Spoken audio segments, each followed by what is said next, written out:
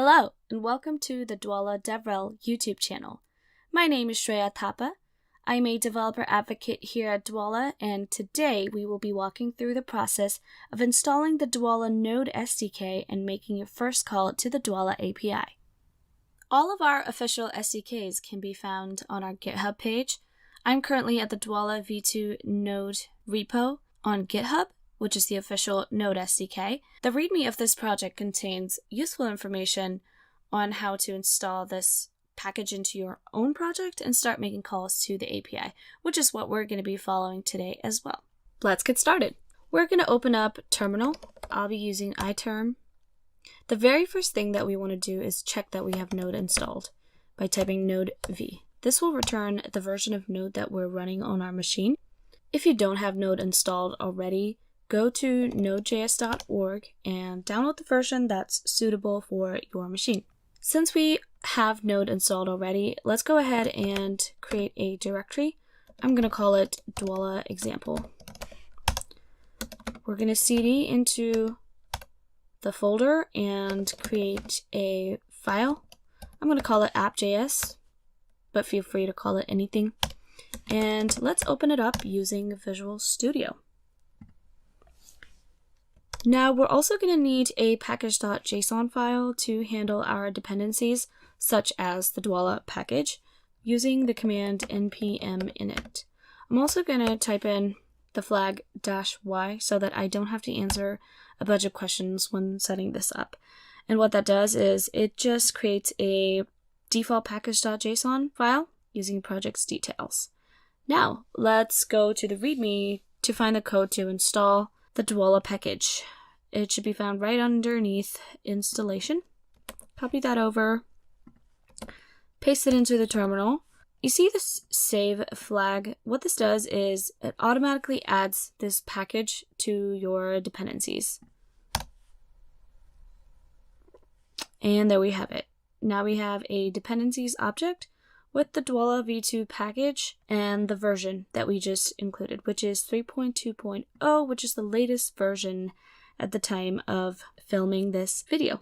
Now that we have our package installed, let's go back to the README and copy over the code block for instantiating the client into our app.js file. Now, you'll notice that there's a key and secret that we need to supply here, which can be found in your Dwolla account. I'm going to be logging into my Sandbox account to retrieve my key and secret. If you don't have one already, make sure to sign up for one. It's free. Once I'm in the Sandbox dashboard, I'm going to navigate to the Applications tab where I can find my application named Dwolla DevRel.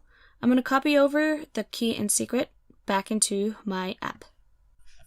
Now, we're using the key and secret as is within the file here right now, but make sure to not share your key and secret so publicly. This is sensitive information that can be used to make calls to the API from your application, so make sure to store them securely in your application's server. Now that we have set up our client, let's see what next steps there are in the README. Under making requests, you can see that there are a few examples that you can try out. Let's try creating an unverified customer account using our project. Let's actually go back to the Sandbox account and go to the Customers tab. You can see that there are no customers created for this account yet, but we'll be creating our new one.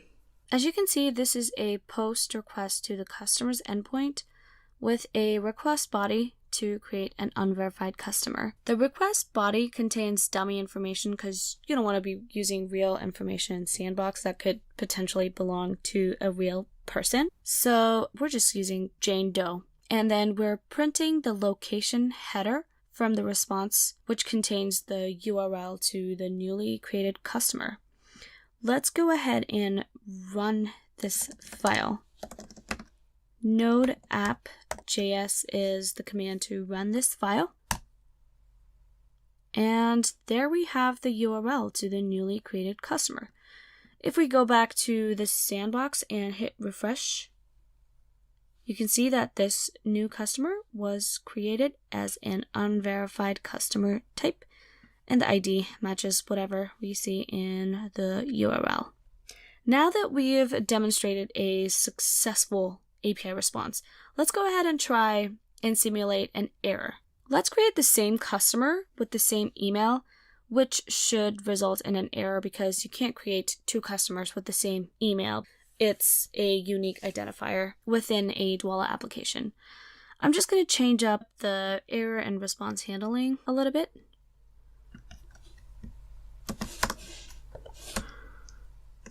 I'm going to add a function for the response and have it print out the location if it exists. Then another function, the error response. And right here, I'm interested in seeing what status I get back from the API. So let's go ahead and console log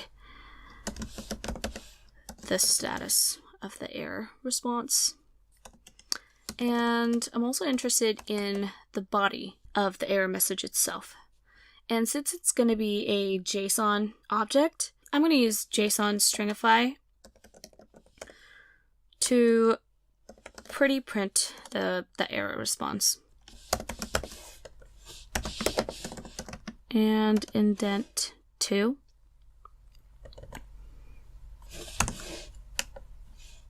This should do it. All right, let's go ahead and run this file again and let's see if we hit an error or not. And there we have a status code of 400 with the error response body that says a customer with the specified email already exists. There is also a link to the existing customer. Now that you know how to install the Dwolla SDK and make your first call to the API, feel free to code along with this and try out some more examples from the README or from developers.dwolla.com. If you have any questions, let us know in the comment section below, and we'll see you again next time. Bye.